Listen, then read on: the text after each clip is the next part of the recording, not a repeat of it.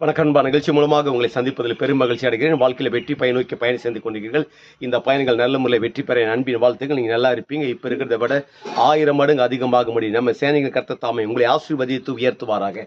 நல்லா கவனிச்சு பாருங்கள். வாழ்க்கையில் ஒரு பெரிய நம்பிக்கையோடு கூட இருக்கு. இதான் வேதம் சொல்வது, நிச்சயமாக முடிவு உண்டு, உங்கள் நம்பிக்கை வீண் போகாது. எந்த காரியங்களும் முடிவுக்கு உண்டாகுது, எது ஆரம்பிக்கப்படுது என்றால் உங்களுக்கு விரோதமாக இருக்கிற பிரச்சனைகள், போராட்டங்கள், தடைகள், மன அழுத்தங்கள், உங்களுக்கு டிஸ்டர்ப் பண்ணுற சில காரியங்களுக்கு ஆப்போசிட்டாக எழும்புகிற மனிதர்கள், இப்படி ஏகப்பட்ட காரியங்கள் இருக்கும் பாருங்க.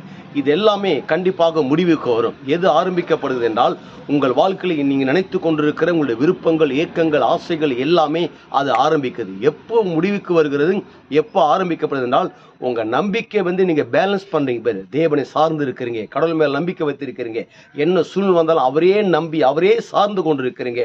அப்படி அவரே நம்பி அவரே சார்ந்து கொண்டு இருக்கும் பொழுது உங்கள் வாழ்க்கையில் இருக்கிற பிரச்சனைகளுக்கு முடிவு ஏற்படுகிறது, உங்கள் ஆசீர்வாதத்துக்கு ஆரம்பம் உண்டாகிறது. அதன் பிறகு என்ன, வாழ்க்கையில் ஐ டோன்ட் கேர், எதை குறித்தும் கவலைப்படாதுங்க, நிமிர்ந்து நில்லுங்க, மகிழ்ச்சியாக இருங்க.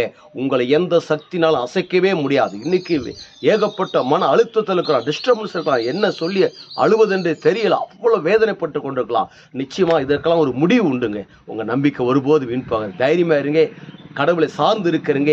அந்த தேவன் இந்த உலகத்தின் கடைசி வரைக்கும் சொல்றார், நான் உன்னோடு கூட இருக்கேன். எப்போது உங்களோடு கூட இருக்கிறவர் உங்களை கைவிட மாட்டார், உங்களை மேலே கொண்டு வர்றார். மேலே வரும்போது எப்படி இருக்கிறீங்க, ஒட்டுமொத்த உலக நாடுகளுக்கு ஆண்டவர் இயேசு கிறிஸ்து உங்களை கடன் கொடுக்க முடியாக வைக்கிறார். நீங்கள் வற்றாத நீரூற்றை போல் இருப்பாய் என்று சொல்லி உங்களிருந்து விடைபெறுகிறேன். உங்க நண்பன் ரவி, பெரியபாளையம்.